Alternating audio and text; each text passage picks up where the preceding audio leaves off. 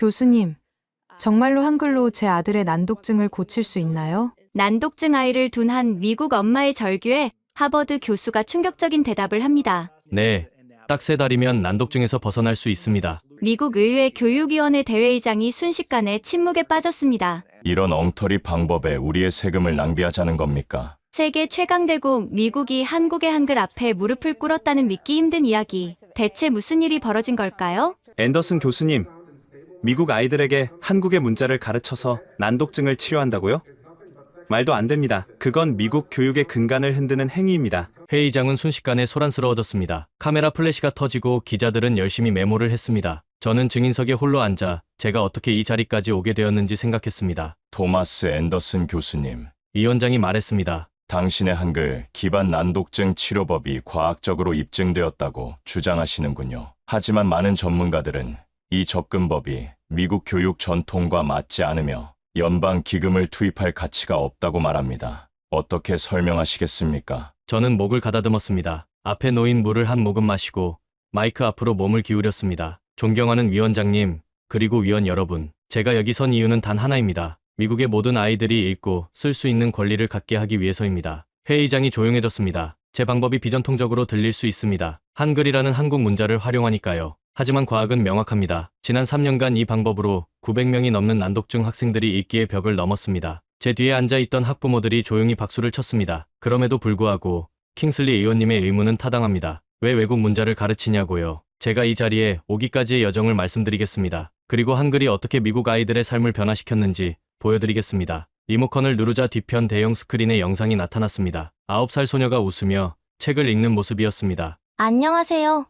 저는 에밀리예요. 작년까지 저는 글자를 전혀 못 읽었어요. 하지만 지금은 읽을 수 있어요. 순간 회의장은 완전한 침묵에 빠졌습니다. 안녕하세요. 저는 토마스 앤더슨입니다. 하버드 대학교에서 인지신경과학을 가르치고 있죠. 미국 보스턴에서 태어나 평범한 미국인으로 자랐습니다. 적어도 대부분의 사람들은 그렇게 생각합니다. 제 이름은 철저히 미국식입니다. 외모도 전형적인 백인이고요. 아버지는 보스턴 출신의 회계사였고 어머니는 시카고에서 자란 고등학교 교사였습니다. 겉으로 보기엔 완벽한 미국 중산층 가정이었죠. 토미, 다시 발표 연습해볼래?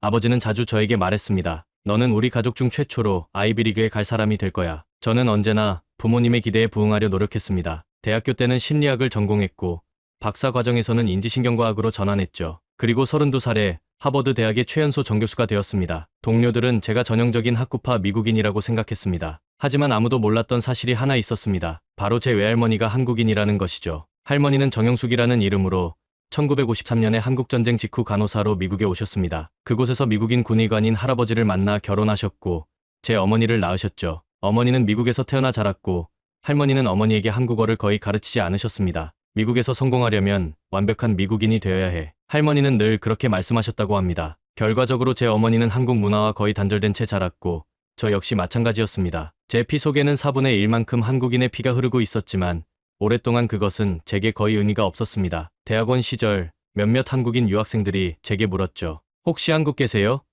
저는 항상 같은 대답을 했습니다. 아니요.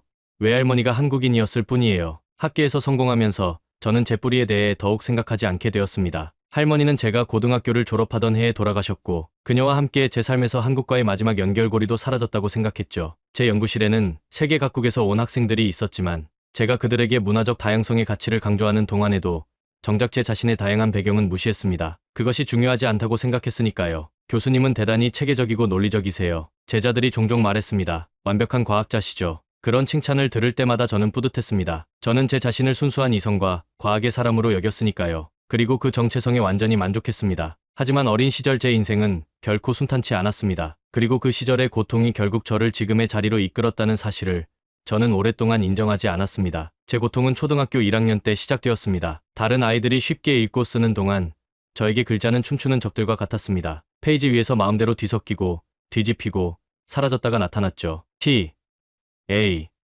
P. 선생님 앞에서 단어를 읽으려 할 때마다 저는 진땀을 흘렸습니다. T, A, T. 아니, P, 탭, 테이프라고 읽어야지.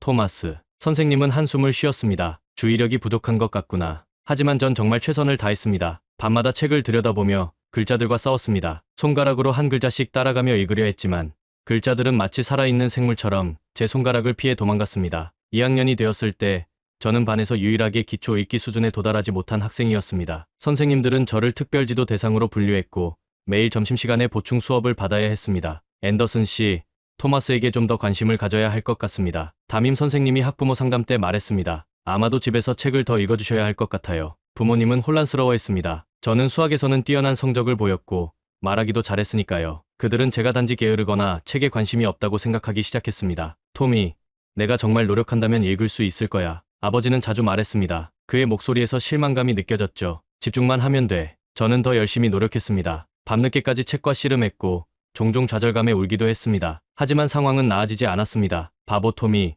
고양이도 읽을 수 있는 걸 못 읽네. 4학년 때 반 친구들이 놀리기 시작했습니다. 특히 제가 수업 시간에 책을 소리 내어 읽을 차례가 되면 교실은 숨막히는 긴장감으로 가득 찼습니다.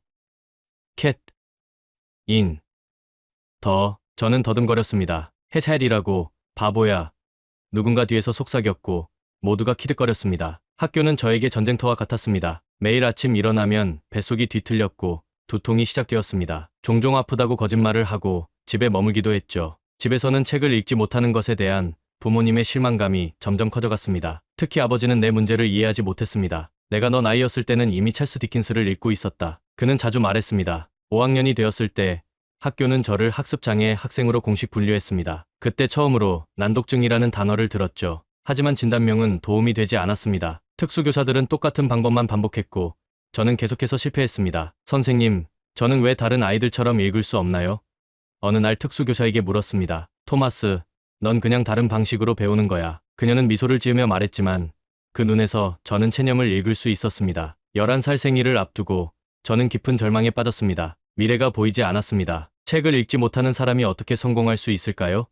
창피함과 좌절감이 제 일상이 되었습니다. 그러던 어느 날 엄마가 말했습니다. 할머니가 이번 주말에 우리 집에 오신대. 오랜만에 너랑 시간을 보내고 싶으시대. 저는 별로 신경 쓰지 않았습니다. 그때까지 할머니는 명절에만 가끔 만나는 먼 존재였으니까요. 하지만 그 방문이 제 인생을 완전히 바꿔놓을 줄은 몰랐습니다. 그때 할머니가 나타나셨습니다. 할머니는 작고 단정한 모습으로 현관에 서 계셨습니다. 70대의 나이에도 꼿꼿한 자세와 밝은 눈빛을 유지하고 계셨죠. 토마스, 많이 컸구나.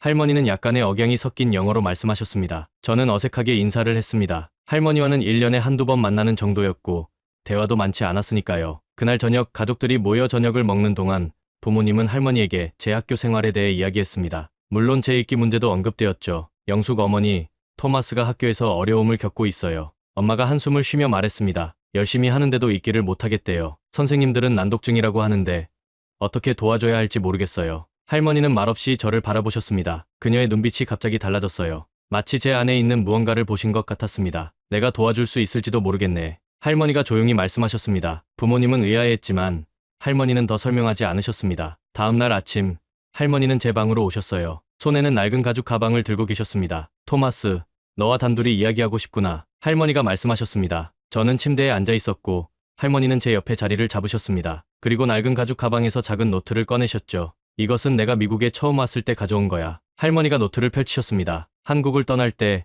내가 가져올 수 있었던 몇 안 되는 물건 중 하나였지. 노트 안에는 제가 본 적 없는 이상한 기호들이 있었습니다. 동그라미, 직선, 그리고 점들이 아름답게 배열되어 있었죠. 이게 뭐예요, 할머니? 저는 호기심에 물었습니다. 이건 한글이라는 문자란다. 내 모국의 글자지. 할머니의 눈에 자부심이 빛났습니다. 세종대왕이라는 위대한 임금님이 만드신 글자야. 할머니는 노트를 넘기며 설명을 이어갔습니다. 내가 너보다 어렸을 때 나도 글자를 읽는데 큰 어려움이 있었단다. 한국에서는 중국 글자인 한자를 많이 사용했는데 그 복잡한 글자들이 내겐 너무 어려웠어. 저는 놀라서 할머니를 바라보았습니다. 할머니도 저와 같은 문제를 겪었다니 믿기 어려웠습니다. 그런데 세종대왕님이 만드신 한글은 달랐어. 할머니는 미소 지으며 말씀하셨습니다. 한글은 소리에 따라 논리적으로 만들어진 글자야. 각 글자가 어떻게 발음되는지 모양으로 알 수 있지. 할머니는 노트에서 기역을 가리키셨습니다. 이건 기역이라고 부르는데 혀가 목구멍을 막는 모양을 본떴단다. 다음으로 니은을 가리키셨습니다. 이건 니은인데 혀가 위신몸에 닿는 모양이지. 저는 신기한 마음으로 이 글자들을 바라보았습니다. 처음으로 글자가 의미 있게 느껴졌습니다. 논리적이고 이해할 수 있는 무언가로요. 이 글자들을 배워볼래? 토마스, 할머니가 물으셨습니다. 저는 망설임 없이 고개를 끄덕였습니다. 그날부터 주말 내내 할머니와 한글을 공부했습니다. 놀랍게도 제 뇌는 한글을 쉽게 받아들였습니다. 자음과 모음이 모여 글자를 만드는 방식, 글자가 모여 단어를 만드는 과정이 명확했습니다. 할머니, 이거 진짜 쉬워요. 저는 기쁨에 차서 외쳤습니다. 제가 이해할 수 있어요. 할머니는 웃으며 말씀하셨습니다. 글자는 무서운 적이 아니란다. 단지 너에게 맞는 열쇠가 필요했을 뿐이지. 할머니가 떠나기 전 그녀는 노트를 저에게 주셨습니다. 이제 이건 내 거야, 토마스. 우리의 작은 비밀이 되면 좋겠구나. 저는 그 노트를 보물처럼 소중히 여겼습니다. 할머니가 떠난 후에도 매일 밤 한글을 연습했죠. 그리고 곧 놀라운 일이 일어났습니다. 한글의 논리적 구조가 제 뇌에 맞춤형 열쇠처럼 작용했습니다. 한글을 배우고 몇 주가 지났을 때 저는 흥미로운 실험을 해보기로 했습니다. 영어 단어의 발음을 한글로 적어보는 것이었죠. 예를 들어 cat이라는 단어를 cat으로 표기했습니다. 처음에는 장난처럼 시작했습니다. 하지만 곧 놀라운 일이 일어났어요. 한글로 표기된 영어 단어들을 볼 때 제 뇌는 글자들이 뒤섞이거나 뒤집히는 혼란을 겪지 않았습니다. 처음으로 안정적으로 단어를 인식할 수 있게 된 거예요. 이게 cat이고 이건 dog이네. 저는 흥분해서 혼자 중얼거렸습니다. 제가 만든 한글 영어 사전은 점점 두꺼워졌습니다. 다음 날 용기를 내서 학교 교과서를 가져와 중요한 단어들을 한글로 적어보았습니다. 저는 교과서 여백에 작은 한글 메모를 남겼고 수업 시간에 그것을 보며 영어 단어를 읽었습니다. The cat sits on the mat. 제가 처음으로 실수 없이 문장을 읽자 교실이 조용해졌습니다. 잘했어, 토마스. 선생님이 놀란 표정으로 말했습니다. 연습 많이 했구나. 그부들도 놀란 눈으로 저를 바라보았습니다. 그날 이후 저는 매일 조금씩 발전했습니다. 한글로 영어 발음을 적고 그것을 통해 영어 단어와 문장을 읽는 연습을 계속했죠. 한 달 후 저는 담임 선생님께 불려갔습니다. 토마스, 최근에 내 읽기 능력이 놀랍게 향상되었구나. 어떻게 된 일이니? 선생님이 물었습니다. 저는 잠시 망설였습니다. 제 비밀을 말해야 할까요?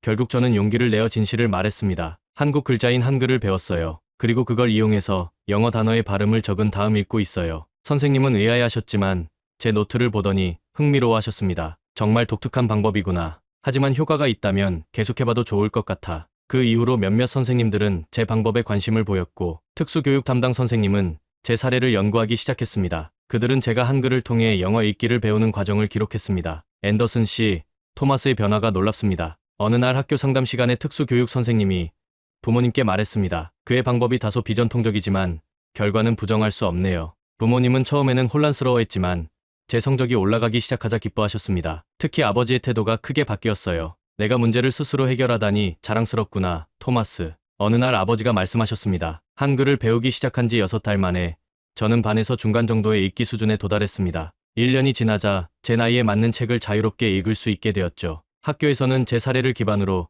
다중문자 접근법이라는 새로운 프로그램을 시험해보기 시작했습니다. 다른 난독증 학생들에게도 한글을 가르쳐본 것이죠. 몇몇 학생들에게는 효과가 있었고 다른 학생들에게는 별 도움이 되지 않았습니다. 하지만 이 실험은 읽기 장애에 대한 새로운 시각을 제공했습니다. 중학교에 들어갈 무렵 저는 한글 없이도 영어를 읽을 수 있게 되었습니다. 제 뇌는 한글을 통해 문자 인식의 새로운 방법을 배웠고 그 기술을 영어 읽기에 직접 적용할 수 있게 된 거죠. 고등학교에서는 최상위권 학생이 되었습니다. 특히 과학과 수학에서 두각을 나타냈고 읽기와 작문에서도 뛰어난 성적을 보였습니다. 아무도 제가 한때 심각한 난독증으로 고통받았다고 믿지 않았죠. 할머니는 제 성공을 매우 자랑스러워하셨습니다. 하지만 건강이 악화되셨고 제가 고등학교를 졸업하던 해에 돌아가셨습니다. 장례식에서 저는 그녀의 낡은 한글 노트를 품에 안고 눈물을 흘렸습니다. 대학에 진학한 후 저는 할머니와 한글에 대한 기억을 점차 뒤로 하고 새로운 학문적 도전에 집중했습니다. 인지신경과학에 매료되어 그 분야로 진로를 정했고 결국 하버드에서 교수 자리를 얻게 되었죠. 그 경험은 제 인생을 바꿨고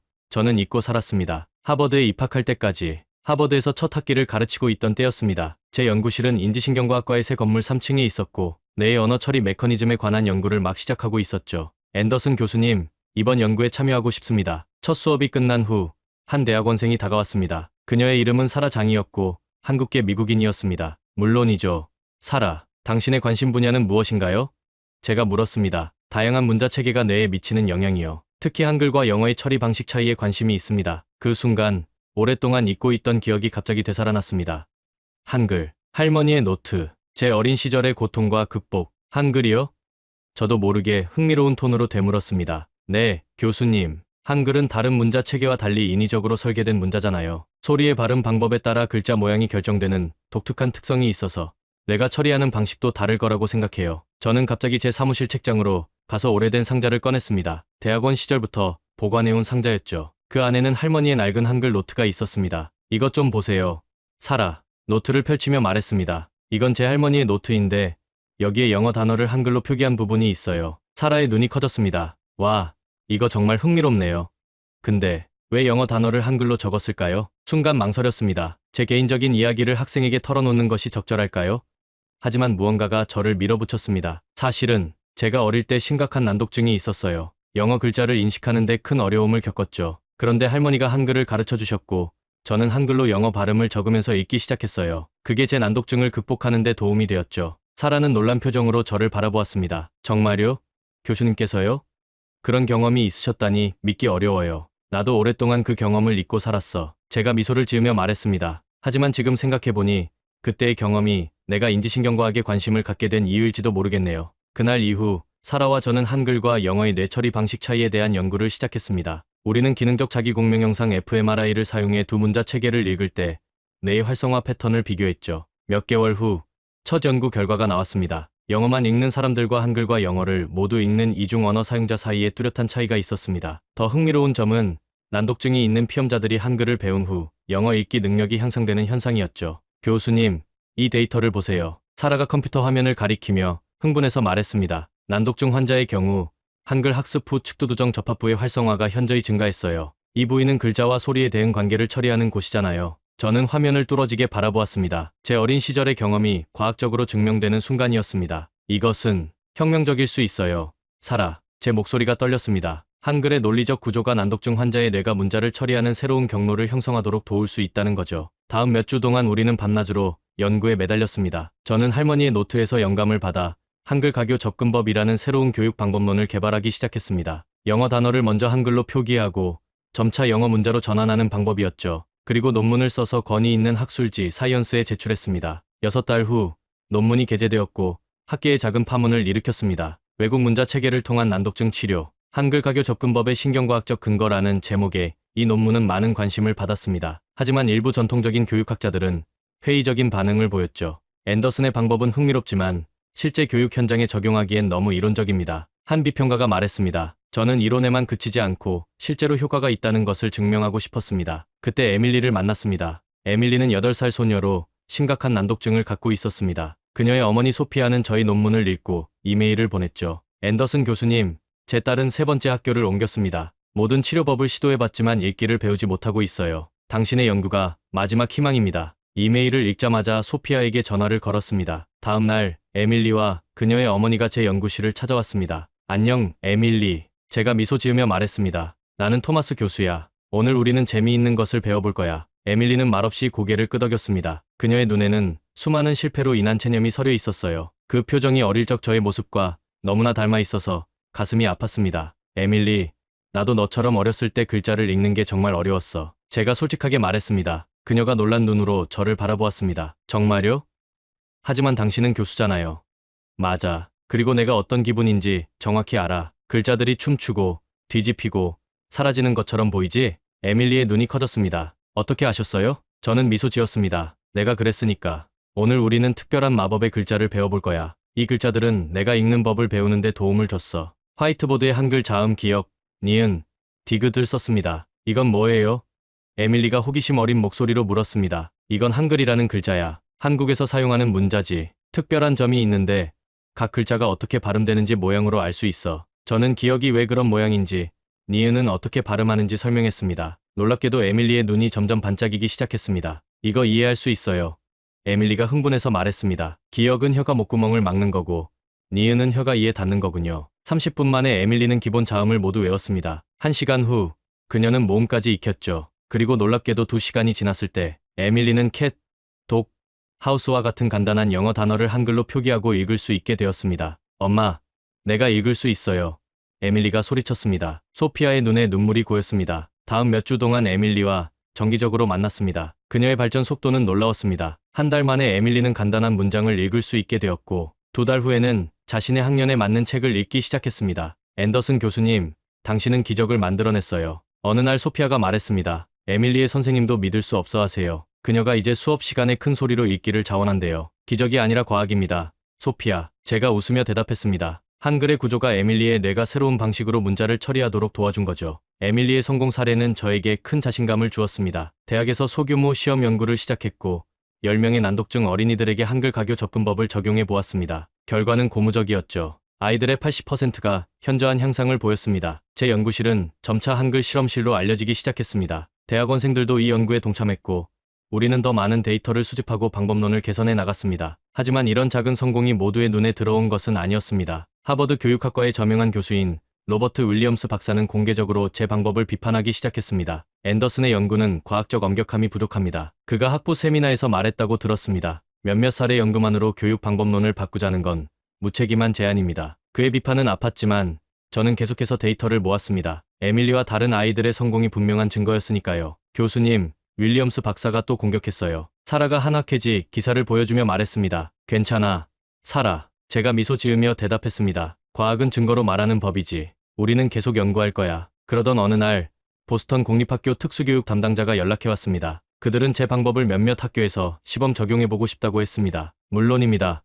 기꺼이 도와드리겠습니다. 제가 흥분해서 대답했습니다. 이것은 큰 기회였습니다. 실제 교육 현장에서 한글 가교 접근법의 효과를 검증할 수 있는 기회였죠. 사라와 함께 교사훈련 프로그램을 개발하고 교재를 만들었습니다. 에밀리의 변화는 동료 교수들의 눈에도 띄었습니다. 그리고 곧 예상치 못한 전화가 걸려왔습니다. 앤더슨 교수, 당신의 한글 실험에 대해 학과 회의에서 논의할 예정입니다. 전화기 너머로 학과장의 딱딱한 목소리가 들려왔습니다. 내일 오후 2시에 참석해 주시기 바랍니다. 전화를 끊고 의자에 깊이 기대앉았습니다. 이 순간이 올 것이라고 예상은 했지만 생각보다 빨리 찾아왔네요. 보스턴 공립학교와의 협업 소식이 퍼지면서 학내 논쟁이 격화된 것 같았습니다. 다음 날 저는 긴장된 마음으로 회의실에 들어섰습니다. 15명의 교수들이 테이블 주위에 앉아 있었고 그 중에는 제 가장 강력한 비판자인 로버트 윌리엄스 박사도 있었습니다. 앤더슨 교수, 앉으시죠. 학과장이 말했습니다. 최근 당신의 한글 기반 난독증 치료법이 큰 관심을 받고 있더군요. 오늘은 이에 대해 학술적 견해를 나누고자 합니다. 로버트 윌리엄스 박사가 즉시 목소리를 높였습니다. 토마스의 방법은 과학적 검증이 부족합니다. 몇 명의 아이들이 발전했다는 일화적 증거만으로는 충분하지 않아요. 윌리엄스 박사는 흰 머리카락과 날카로운 눈빛을 가진 60대 중반의 남자였습니다. 교육심리학 분야에서 30년 이상 연구해온 권위자였죠. 하버드의 명성을 걸고 이런 검증되지 않은 방법을 공립학교에 도입하는 건 무책임합니다. 그가 계속했습니다. 더구나 외국 문자를 사용한다니요? 미국 아이들에게 미국식 방법을 가르쳐야 합니다. 학과장이 저를 바라보았습니다. 앤더슨 교수, 어떻게 생각하십니까? 깊게 숨을 들이마시고 대답했습니다. 제 연구는 아직 초기 단계지만 지금까지의 데이터는 매우 유망합니다. fMRI 스캔을 통해 한글 학습 후 난독증 학생들의 뇌활성화 패턴이 변화하는 것을 확인했습니다. 프레젠테이션 자료를 펼쳤습니다. 이 그래프를 보시면 한글 학습 전후의 측두두정 접합부 활성화 차이가 명확합니다. 이 부위는 글자와 소리의 연결을 처리하는 핵심 영역이죠. 몇몇 교수들이 흥미로운 표정으로 자료를 살펴보았습니다. 하지만 윌리엄스 박사는 고개를 가로저었습니다. 이건 과학이 아닙니다. 통계적으로 유의미한 샘플 크기도 없고 무작위 대조군 실험도 없어요. 게다가 한글이라는 외국 문자가 어떻게 영어 읽기에 도움이 된다는 건지 이론적 근거가 부족합니다. 로버트, 한글은 자음과 모음이 논리적으로 결합하는 표현 문자입니다. 그 시각적 단순함과 논리적 구조가 난독증 학생들이 글자와 소리의 연결을 이해하는데 도움을 줍니다. 제가 설명했습니다. 그런 주장은 증명되지 않았습니다. 윌리엄스 박사가 딱 잘라 말했습니다. 당신은 개인적 경험을 과학적 사실로 포장하고 있어요. 그 말에 제 심장이 빠르게 뛰기 시작했습니다. 윌리엄스가 제 어린 시절 경험을 알고 있을까요? 개인적 경험이라뇨?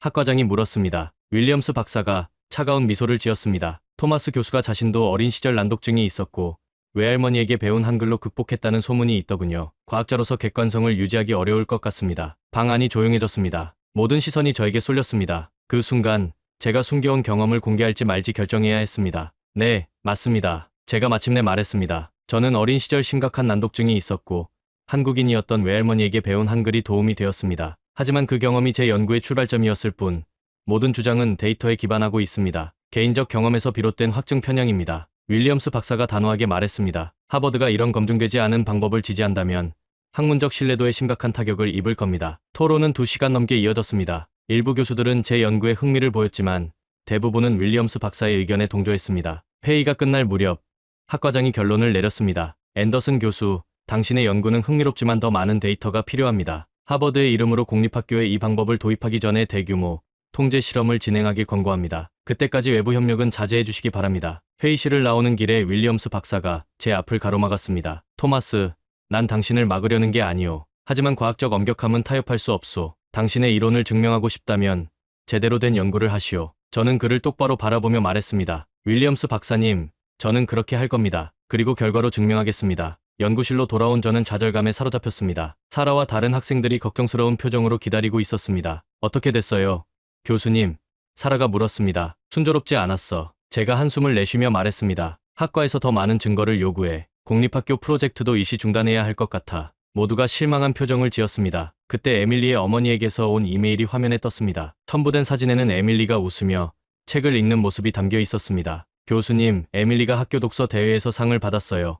당신의 방법이 우리 딸의 인생을 바꿨습니다. 감사합니다. 그 메시지를 읽는 순간 새로운 결심이 생겼습니다. 그럼에도 불구하고 저는 연구를 계속했습니다. 난독증을 가진 사람은 미국에만 4천만 명이 넘습니다. 저는 제 연구실에 모인 대학원생들에게 말했습니다. 학과의 지지 없이는 어렵겠지만 우리는 계속 나아갈 겁니다. 더 강력한 데이터를 모아 윌리엄스 박사를 비롯한 회의론자들을 설득해야 합니다. 학생들은 결연한 표정으로 고개를 끄덕였습니다. 우리는 새로운 전략을 세웠습니다. 공립학교와의 대규모 협업은 일시적으로 접어두고 대신 소규모 통제 실험에 집중하기로 했죠. 사라, 당신은 내 영상 연구를 계속해주세요. 마이클, 당신은 통계 분석을 맡아주세요. 제니퍼, 당신은 대조군 설계를 담당해주세요. 저희는 대학 내 임상연구센터의 도움을 받아 30명의 난독증 어린이를 모집했습니다. 그들을 세 그룹으로 나누었죠. 첫 번째 그룹은 한글 가교 접근법, 두 번째 그룹은 전통적인 파닉스 방법, 세 번째 그룹은 대조군으로 아무런 특별한 개입 없이 기다리는 그룹이었습니다. 모든 것을 기록하세요. 저는 팀에게 당부했습니다.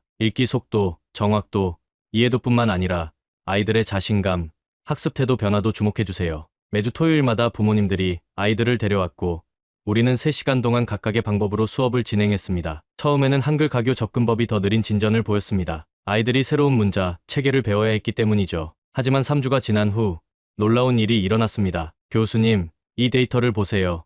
마이클이 흥분해서 외쳤습니다. 한글 그룹이 파닉스 그룹을 추월하기 시작했어요. 그래프를 보니 확실했습니다. 4주차부터 한글 그룹의 읽기 속도와 정확도가 급격히 향상되기 시작했죠. 8주가 지났을 때 한글 그룹은 파닉스 그룹보다 평균 30% 높은 향상률을 보였습니다. 이건 통계적으로 매우 유의미해요. 마이클이 분석 결과를 보여주었습니다. P값이 0.00입니다. 더 흥미로운 것은 부모님들의 피드백이었습니다. 제 아이가 처음으로 자발적으로 책을 읽기 시작했어요. 한 어머니가 말했습니다. 학교 선생님도 변화를 알아차리셨어요. 영어 시간에 자신감이 생겼대요. 다른 아버지가 전했습니다. 12주간의 실험이 끝났을 때 결과는 명확했습니다. 한글 가교 접근법 그룹이 모든 측정 항목에서 가장 큰 향상을 보였습니다. 특히 심각한 난독증을 가진 아이들에게서 더 큰 효과가 나타났죠. 이 결과를 바탕으로 저는 논문을 써서 신경교육학 저널에 제출했습니다. 동료 평가를 거친 후 6달 만에 논문이 게재되었습니다. 통계적으로 유의미한 결과를 바탕으로 한 첫 번째 논문이에요. 사라가 기뻐했습니다. 이제 윌리엄스 박사도 무시할 수 없을 거예요. 하지만 윌리엄스 박사는 여전히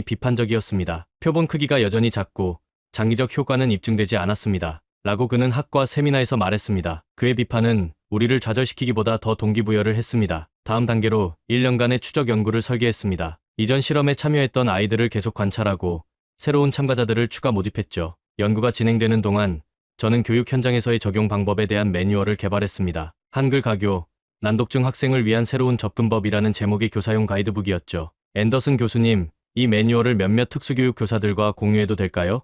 제니퍼가 물었습니다. 제 언니가 특수교육 교사인데 그녀와 동료들이 매우 관심을 보이고 있어요. 물론이죠. 저는 미소 지으며 대답했습니다. 우리의 목표는 결국 이 방법이 실제 현장에서 아이들을 돕는 것이니까요. 매뉴얼은 교사들 사이에서 조용히 퍼져나갔습니다. 몇몇 용기 있는 교사들이 개인적으로 자신의 학급에서 이 방법을 시도해보기 시작했고 긍정적인 결과가 보고되었습니다. 1년 후 두 번째 논문을 출판했습니다. 한글 가교 접근법의 장기적 효과, 1년 추적 연구라는 제목이었죠. 이 논문은 더 큰 주목을 받았고 몇몇 특수교육 관련 학회에서 발표 요청을 받기 시작했습니다. 앤더슨 박사님의 연구는 매우 흥미롭습니다. 전미난독증 협회의 대표가 학회 후 저에게 말했습니다. 우리 협회 회보에 당신의 접근법에 대한 기사를 실어도 될까요? 점차 한글 가교 접근법에 대한 인식이 확산되기 시작했습니다. 더 많은 교사들이 관심을 보였고 더 많은 학부모들이 정보를 요청했습니다. 소규모 워크숍을 개최하기 시작했고 점점 더 많은 사람들이 참석했습니다. 3년 동안의 연구 끝에 우리는 200명이 넘는 난독증 학생들의 데이터를 수집했습니다. 결과는 일관되게 한글 가교 접근법의 효과를 지지했습니다. 특히 기존의 방법으로 도움을 받지 못했던 심각한 난독증 학생들에게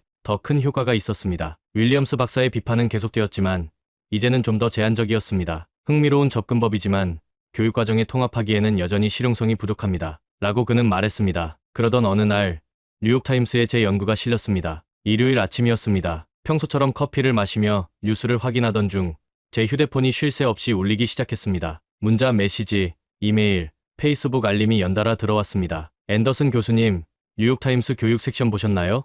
사라가 보낸 문자였습니다. 서둘러 노트북을 열고 뉴욕타임스 웹사이트로 들어갔습니다. 교육 섹션 첫 페이지에 큰 제목이 눈에 들어왔습니다. 한글의 기적, 미국 난독증 아이들을 구하는 한국 문자. 기사 옆에는 제가 아이들에게 한글을 가르치는 사진이 실려 있었습니다. 제 손에는 떨림이 느껴졌습니다. 하버드 대학교 인지신경과학 교수 토마스 앤더슨은 전통적인 교육 방법론에 도전하고 있다. 기사는 이렇게 시작했습니다. 그의 혁신적인 한글 가교 접근법은 수백 명의 난독증 아이들이 읽기의 벽을 넘도록 도왔다. 그렇다면 한국의 문자, 체계가 미국 교육의 미래를 바꿀 수 있을까? 기자는 제 연구와 그 결과를 상세히 다루었고 에밀리를 비롯한 여러 학생들의 성공 사례를 소개했습니다. 기사는 또한 학계 내 논쟁과 윌리엄스 박사의 비판도 언급했죠. 앤더슨 교수의 접근법은 매우 비전통적이지만 결과는 부정할 수 없다. 라고 보스턴 아동병원의 신경과학자 말을 인용했습니다. 우리는 난독증 치료에 관한 패러다임 전환을 목격하고 있을지도 모른다. 기사를 다 읽자마자 전화벨이 울렸습니다. 내셔널 퍼블릭 라디오 NPR에서 인터뷰 요청이 들어온 것이었습니다. 그날 오후에만 3개의 방송사와 5개의 신문사에서 연락이 왔습니다. 교수님,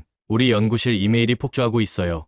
다음 날 아침, 제니퍼가 흥분해서 말했습니다. 전국 각지의 학부모들이 한글 가교 접근법에 대해 더 알고 싶어해요. 미디어의 관심은 눈덩이처럼 불어났습니다. 한글 기적이라는 헤드라인이 전국 신문을 장식했고 교육 포럼에서는 뜨거운 토론이 벌어졌습니다. 몇몇 유명 교육자들이 제 방법을 지지하기 시작했고 다른 이들은 여전히 회의적이었습니다. 학과장이 저를 사무실로 불렀습니다. 토마스, 당신의 연구가 큰 관심을 받고 있군요. 그가 말했습니다. 학과에 대한 언론의 문의도 쇄도하고 있습니다. 네, 예상치 못했습니다. 제가 대답했습니다. 윌리엄스 교수와의 학문적 논쟁도 언론의 주목을 받고 있어요. 이 상황을 어떻게 생각하십니까? 저는 신중하게 말했습니다. 제 연구의 과학적 타당성은 계속해서 검증되어야 합니다. 하지만 실제로 도움을 받고 있는 아이들이 있다는 사실은 부정할 수 없습니다. 학과장은 고개를 끄덕였습니다. 학과에서는 당신의 연구를 공식적으로 지지하지는 않지만 더 이상 제안하지도 않겠습니다. 계속 데이터를 수집하고 신중하게 진행하세요. 그것은 작은 승리였습니다. 강력한 지지는 아니었지만 최소한 연구를 계속할 수 있는 자유를 얻었죠.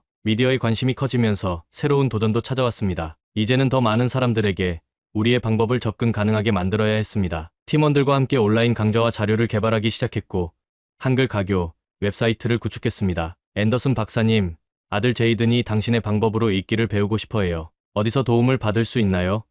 이런 이메일이 하루에도 수십 통씩 왔습니다. 에밀리의 어머니 소피아가 자원봉사자로 나섰습니다. 그녀는 다른 부모들에게 한글 가교 접근법을 가르치는 소규모 모임을 시작했고 그 모임은 빠르게 확산되었습니다. 항상 긍정적인 반응만 있었던 것은 아닙니다. 일부 보수적인 교육단체들은 미국 학교에서 외국 문자를 가르치는 것은 문화적 정체성을 훼손한다며 비판했습니다. 인터넷에는 한글 음모론이라는 해시태그까지 등장했죠. 그들은 단지 이해하지 못해서 두려워하는 겁니다. 소피아가 위로의 말을 건넸습니다. 당신은 계속 아이들을 도와야 해요. 모든 논란과 관심 속에서 저는 가장 중요한 것에 집중하려 노력했습니다. 바로 난독증으로 고통받는 아이들을 돕는 것이었죠. 더 많은 교사들을 훈련시키고 더 많은 학부모들에게 자료를 제공했습니다. 그러던 어느 날 저녁 연구실에서 늦게까지 일하고 있을 때 전화가 걸려왔습니다. 발신자 표시를 확인하니 하버드 의대 소속 번호였습니다. 앤더슨 교수님 맞으신가요?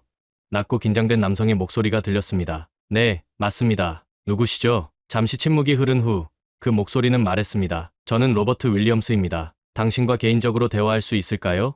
매우 중요한 일입니다. 저는 놀라서 말을 잇지 못했습니다. 제 가장 강력한 비판자가 갑자기 개인적인 만남을 요청한다니 이해할 수 없었습니다. 물론입니다. 마침내 대답했습니다. 언제 만나면 좋을까요? 오늘 밤 가능할까요? 제 사무실이 아닌 중립적인 장소에서요. 저는 캠퍼스 근처 조용한 카페를 제안했고 그는 동의했습니다. 전화를 끊은 후 머릿속은 혼란스러웠습니다. 윌리엄스 교수가 왜 갑자기 저를 만나고 싶어 하는 걸까요? 1시간 후 저는 약속 장소에 도착했습니다. 윌리엄스 박사는 이미 구석 테이블에 앉아 커피를 마시고 있었습니다. 그는 평소에 자신감 있는 모습이 아니라 지친 표정이었습니다. 고맙소. 와줘서. 그가 말했습니다. 안 깨나. 무슨 일로 저를 만나고 싶으셨나요?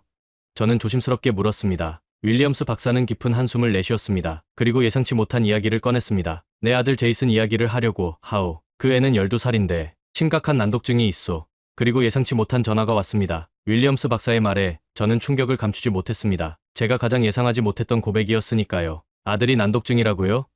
제가 조심스럽게 물었습니다. 윌리엄스 박사는 고개를 끄덕였습니다. 그의 눈에 피로와 걱정이 가득했습니다. 제이슨은 2년 전부터 심각한 읽기 문제를 보였소. 최고의 전문가들을 찾아갔고 모든 전통적인 방법을 시도했지만 큰 진전이 없었어. 그가 떨리는 목소리로 말했습니다. 그동안 내가 당신의 연구를 그토록 비판했지만 사실은 개인적인 이유가 있었소. 개인적인 이유라뇨? 저는 혼란스러웠습니다. 난 30년 동안 전통적인 읽기, 교육 방법론을 연구해왔소. 내 모든 경력과 명성이 그 연구에 달려있지. 그가 커피잔을 만지작거리며 말했습니다. 그런데 내 아들조차 도울 수 없다니. 나의 모든 이론이 무너지는 기분이었소. 윌리엄스 박사는 잠시 말을 멈추고 창밖을 바라보았습니다. 그의 얼굴에 깊은 감정이 스쳐 지나갔습니다. 아내는 당신의 접근법을 시도해보자고 제안했지만 내 자존심이 허락하지 않았소. 어떻게 내가 공개적으로 비판해온 방법을 내 아들에게 적용할 수 있겠소. 그가 쓴 웃음을 지었습니다. 하지만 지난주 제이슨이 학교에서 다시 책 읽기를 거부하고 울면서 돌아왔을 때 아내가 결단을 내렸소. 나에게 알리지 않고 당신의 웹사이트에서 자료를 다운로드받아 공부하기 시작했지. 윌리엄스 박사가 깊게 숨을 들이마셨습니다. 그리고 어제 내가 집에 돌아왔을 때 제이슨이 단어 카드를 읽고 있었소. 한글 표기가 된 카드였지. 그의 목소리가 떨렸습니다. 사흘 만에 그가 20개의 단어를 읽을 수 있게 되었다는 거요. 우리가 몇 달 동안 시도해도 불가능했던 일이. 저는 말을 잇지 못했습니다. 이 상황이 너무 비현실적으로 느껴졌습니다. 당신에게 개인적인 부탁을 하려고 왔소. 앤더슨 교수. 윌리엄스 박사가 마침내 저를 바라보며 말했습니다. 제이슨을 도와줄 수 있겠소. 물론 이 일은 비밀로 해주었으면 하오. 아직은 내 입장이 복잡하니 저는 잠시 생각에 잠겼습니다. 윌리엄스 박사는 제 연구의 가장 강력한 비판자였고 학계에서 제 경력에 상당한 장애물이 되어왔습니다. 하지만 그의 눈에서 진정한 아버지의 절박함을 볼 수 있었습니다. 물론 도와드리겠습니다. 제가 단호하게 말했습니다. 제이슨을 저희 연구실로 데려오세요. 특별한 세션을 마련해드리겠습니다. 다음 날부터 제이슨은 방과 후에 저희 연구실을 찾아왔습니다. 12살 소녀는 마르고 창백했으며 눈에는 깊은 불안감이 서려 있었습니다. 처음에는 매우 방어적이었고 의심스러워했죠. 아빠가 당신을 싫어해요. 첫 수업에서 제이슨이 퉁명스럽게 말했습니다. 당신이 가짜 과학자라고 했어요. 때로는 과학자들도 의견이 다를 수 있단다. 제가 웃으며 대답했습니다. 하지만 지금은 내가 읽기를 배우는 것이 중요해. 그게 내 아빠와 내가 모두 원하는 거야. 제이슨에게 제 어린 시절 이야기를 들려주었습니다. 저도 그처럼 책을 읽는 것이 불가능하다고 생각했던 시절이 있었다고요. 그리고 할머니가 가르쳐 주신 한글이 어떻게 도움이 되었는지 설명했죠. 이건 마법이 아니야, 제이슨. 그냥 내 뇌가 더 쉽게 이해할 수 있는 방식으로 정보를 제공하는 거지. 화이트보드에 한글 자음 몇 개를 쓰며 설명했습니다. 처음에 제이슨은 회의적이었지만 한글의 논리적 구조를 이해하기 시작하면서 점차 흥미를 보였습니다. 특히 자음의 모양이 발음, 기관의 모양을 본떴다는 설명에 눈을 반짝였죠. 이거 좀 멋진데요. 그가 기억을 따라 그리며 말했습니다. 마치 비밀 코드 같아요. 일주일 후 제이슨은 간단한 영어 단어들을 한글로 표기하여 읽을 수 있게 되었습니다. 2주 후에는 짧은 문장을 읽기 시작했고 한 달이 지나자 그는 처음으로 자신의 학년에 맞는 책을 읽었습니다. 윌리엄스 박사는 매주 금요일에 아들을 데리러 오면서 제이슨의 발전을 지켜보았습니다. 그의 표정에서 놀라움과 감사, 그리고 복잡한 감정이 교차하는 것을 볼 수 있었습니다. 앤더슨, 당신의 방법이 효과가 있다는 것은 인정할 수밖에 없군요. 어느 날 그가 조용히 말했습니다. 하지만 내가 지금 입장을 바꾸면 내 모든 경력이 의문시될 거예요. 수많은 논문과 책들이 변화는 어렵습니다. 제가 공감하며 말했습니다. 하지만 과학은 항상 발전해왔고 새로운 증거에 따라 이론을 수정하는 것이 바로 과학의 본질 아닐까요? 윌리엄스 박사의 눈에 갈등이 보였습니다. 그는 대답하지 않고 고개만 끄덕였습니다. 제이슨은 놀라운 속도로 발전했습니다. 2달 만에 그는 독립적으로 책을 읽을 수 있게 되었고 학교에서의 성적도 크게 향상되었습니다. 3달이 지났을 때 제이슨은 학교 독서 클럽에 가입했고 처음으로 발표까지 했다고 자랑스럽게 말했습니다. 그게 다 당신 덕분이에요. 앤더슨 교수님. 제이슨이 환하게 웃으며 말했습니다. 아니, 내 노력 덕분이야. 제가 그의 어깨를 토닥이며 대답했습니다. 넌 정말 열심히 했어. 어느 날 저녁 윌리엄스 박사가 다시 사무실로 전화를 걸어왔습니다. 앤더슨, 뭔가 중요한 결정을 내렸소. 그의 목소리가 결연했습니다. 다음 주에 교육부에서 난독증 교육 정책에 관한 청문회가 열립니다. 그들이 나를 초청했는데 내가 당신의 방법을 지지하는 증언을 할 생각이오. 제 심장이 빠르게 뛰기 시작했습니다. 정말입니까?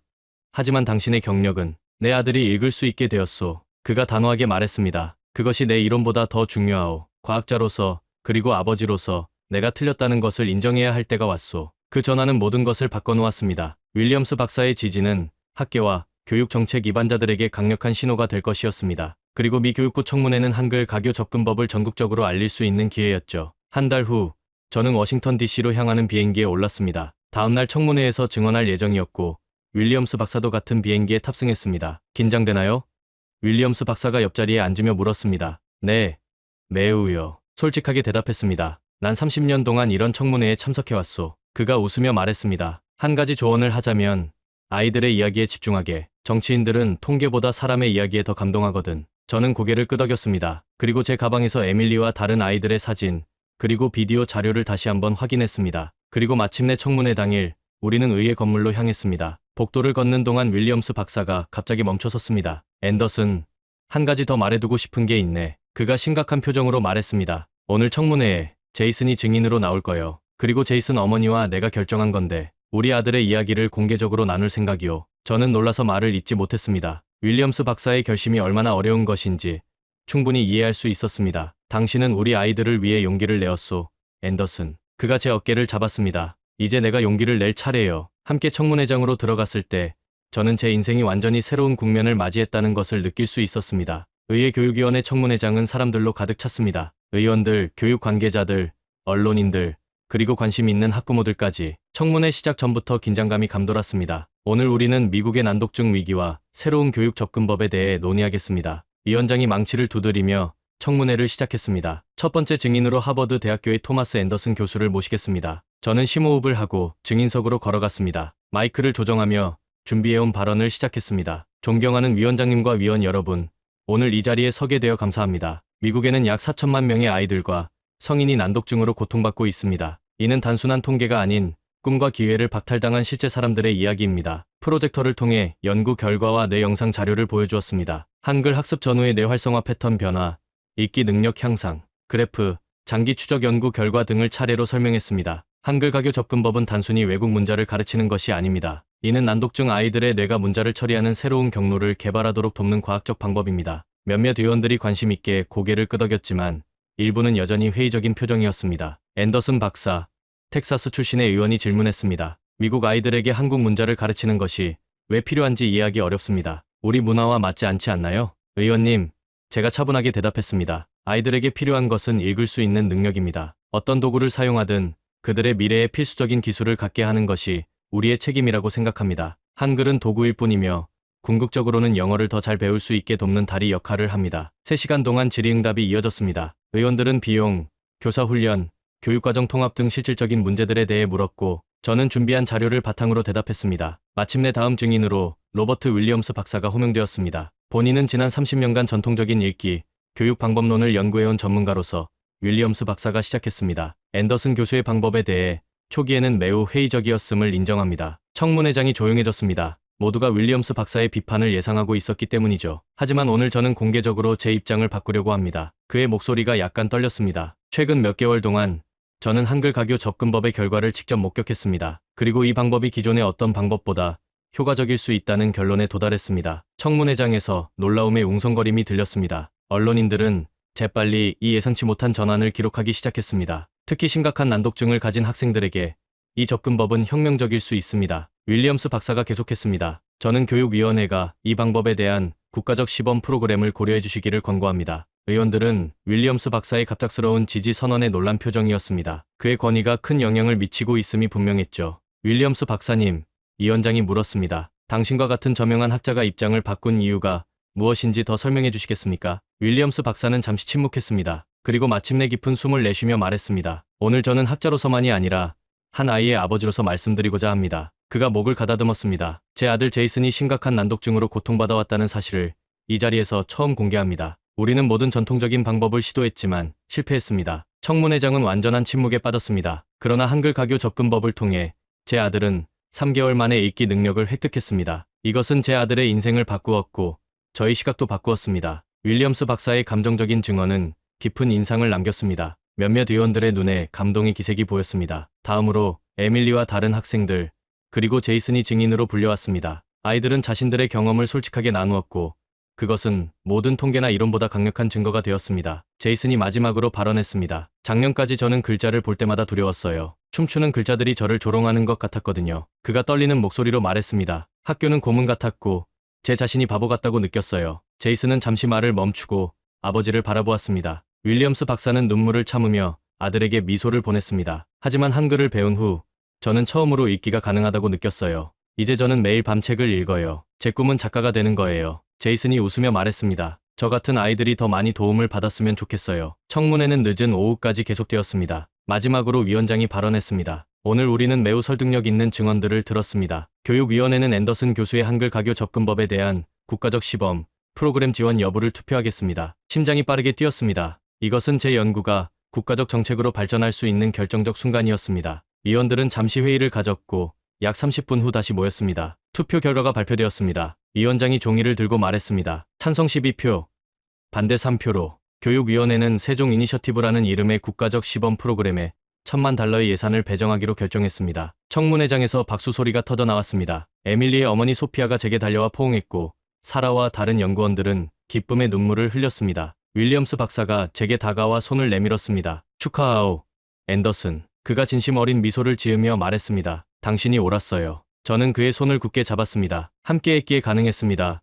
윌리엄스 박사님. 그날 밤 호텔방에 혼자 앉아 생각에 잠겼습니다. 어린 시절 글자와의 고통스러운 전쟁을 벌이던 저에서 이제는 수백만 아이들에게 희망을 줄 수 있는 국가적 프로그램의 일원이 되었습니다. 할머니가 주신 한글 노트를 다른 많은 아이들에게 전할 수 있게 되었다는 사실이 믿기지 않았습니다. 휴대폰이 울렸습니다. 하버드 학과장이었습니다. 앤더슨, 축하합니다. 뉴스를 봤습니다. 학과 전체가 당신을 지지합니다. 돌아오면 세종 이니셔티브를 위한 연구센터 설립을 논의합시다. 인생이 이렇게 극적으로 바뀔 수 있다니 놀라웠습니다. 세종 이니셔티브 출범을 공식 발표합니다. 미국 교육부 장관이 기자회견장에서 선언했습니다. 100명이 넘는 기자들이 플래시를 터뜨렸고 실시간 방송 카메라가 이 역사적인 순간을 담았습니다. 저는 장관 옆에 서서 지난 6개월간의 숨가쁜 여정을 떠올렸습니다. 청문회 이후 모든 것이 빠르게 진행되었습니다. 하버드의 세종학습연구센터가 설립되었고 저는 초대 소장으로 임명되었습니다. 사라는 부소장이 되어 연구를 총괄했고 윌리엄스 박사도 자문위원으로 합류했습니다. 세종 이니셔티브는 미국 전역 50개 학교에서 시작되며 2,000명 이상의 난독증 학생들에게 혜택을 줄 것입니다. 장관이 계속 설명했습니다. 이 혁신적인 접근법이 성공적으로 입증된다면 모든 공립학교에 확대할 계획입니다. 기자들의 질문이 쏟아졌습니다. 앤더슨 교수님, 한글이 왜 영어 읽기에 도움이 된다고 생각하십니까? 한글은 논리적이고 체계적인 문자 체계입니다. 제가 대답했습니다. 각 글자가 발음 기관의 모양을 본떴기 때문에 난독증 아이들이 소리와 기호의 연결을 더 쉽게 이해할 수 있습니다. 이것은 뇌의 새로운 신경 경로를 만들어 영어 읽기 능력으로 전이됩니다. 이 방법에 대한 비판에는 어떻게 대응하십니까? 일부에서는 미국 교육에 외국 문자를 도입하는 것에 반대하고 있습니다. 제가 미소를 지으며 대답했습니다. 우리의 목표는 아이들이 영어를 읽을 수 있게 돕는 것입니다. 한글은 단지 다리 역할을 하는 도구입니다. 학생들이 읽기를 배우고 나면 한글 없이도 영어를 읽을 수 있게 됩니다. 문화적 정체성보다 아이들의 미래가 더 중요하지 않을까요? 기자회견 후 교사훈련 프로그램이 시작되었습니다. 전국에서 선발된 200명의 특수교육 교사들이 보스턴에 모여 4주간의 집중 훈련을 받았습니다. 저와 연구팀은 한글의 기본 원리,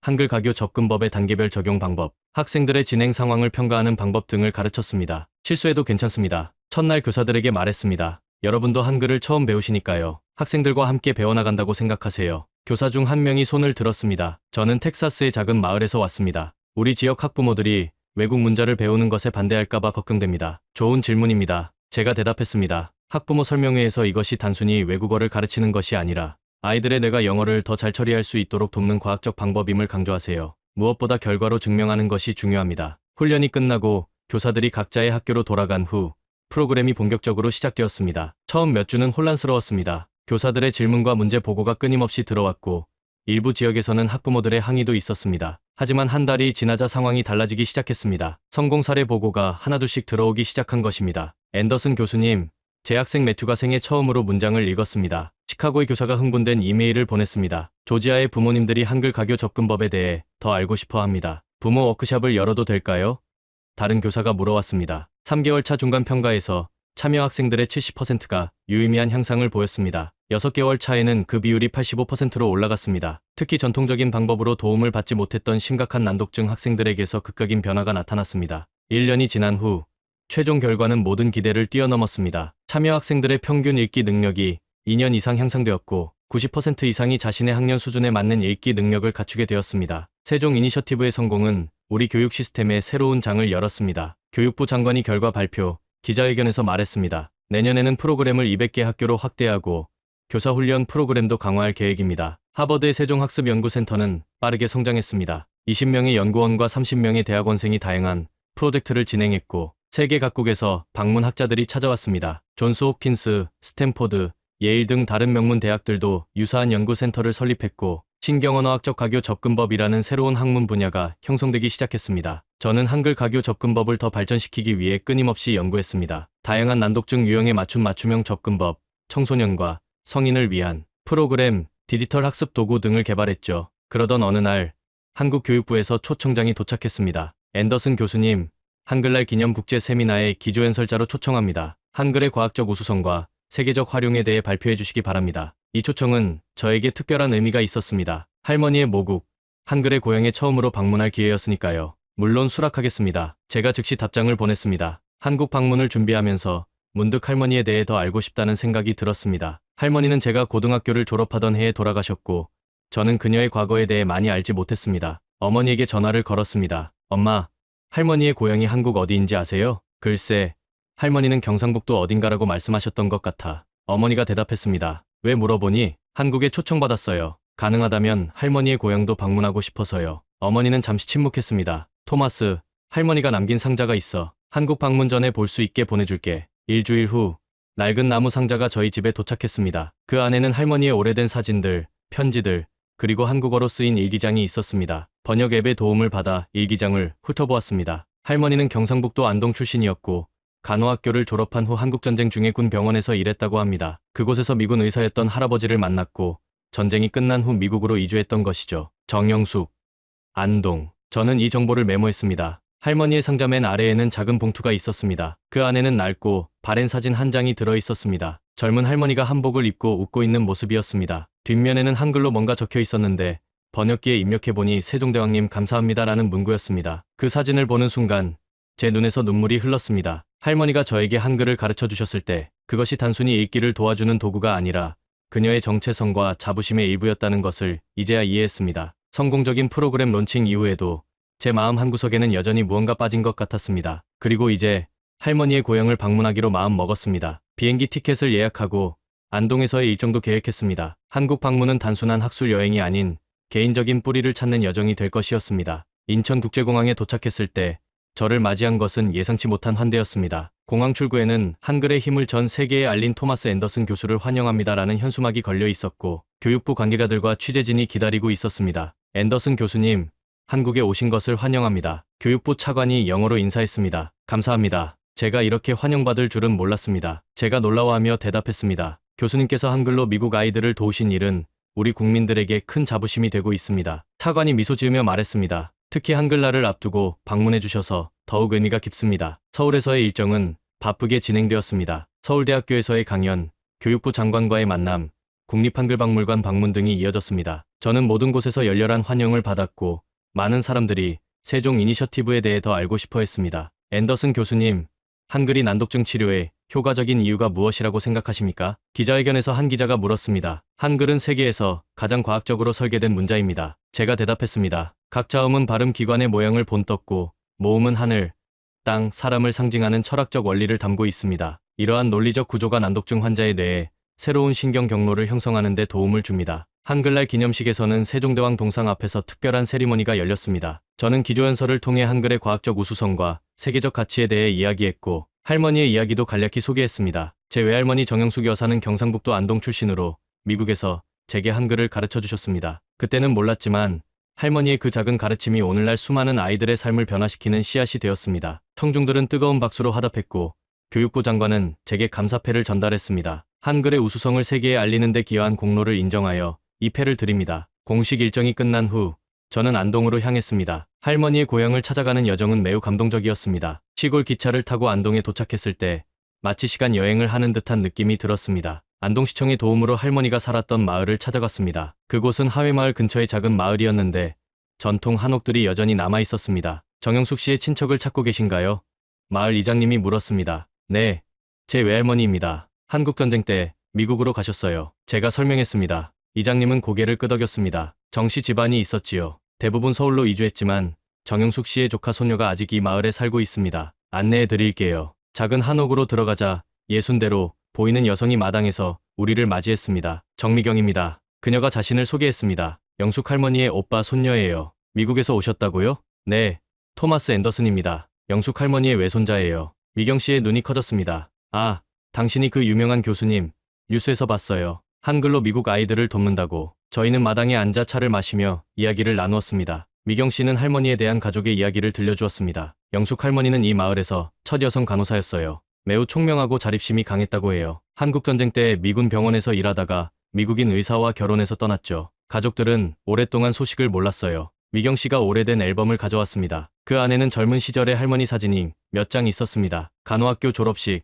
친구들과 찍은 사진, 그리고 병원에서 근무하는 모습. 이건 가져가세요. 미경 씨가 한 장의 사진을 건넸습니다. 할머니가 세 자매와 함께 찍은 사진이었습니다. 가족의 일부를 가져가는 게 좋을 것 같아요. 감사의 마음으로 사진을 받았습니다. 그리고 제가 준비해온 선물을 드렸습니다. 세종 이니셔티브에 관한 책과 할머니가 미국에서 찍은 사진들이었죠. 할머니는 한국을 떠나셨지만 한글에 대한 사랑은 결코 잊지 않으셨어요. 제가 말했습니다. 그리고 그 사랑이 이제 수많은 아이들에게 희망이 되고 있습니다. 미경 씨의 눈에 눈물이 고였습니다. 영숙 이모 할머니가 자랑스러워하실 거예요. 다음 날 마을 주민들의 도움으로 할머니가 어린 시절 다녔던 학교와 즐겨 찾았던 장소들을 둘러보았습니다. 안동 시내의 옛 간호학교 건물도 방문했습니다. 이제는 다른 용도로 사용되고 있었지만 건물 앞에 선희 할머니의 젊은 시절이 상상되었습니다. 마지막 날 저는 하회마을 근처 언덕에 올랐습니다. 아름다운 낙동강이 마을을 감싸 흐르는 전경이 펼쳐졌습니다. 할머니도 이 풍경을 보며 자랐을 것이라고 생각하니 가슴이 벅차올랐습니다. 언덕 위에서 작은 의식을 가졌습니다. 할머니의 사진을 꺼내 땅에 놓고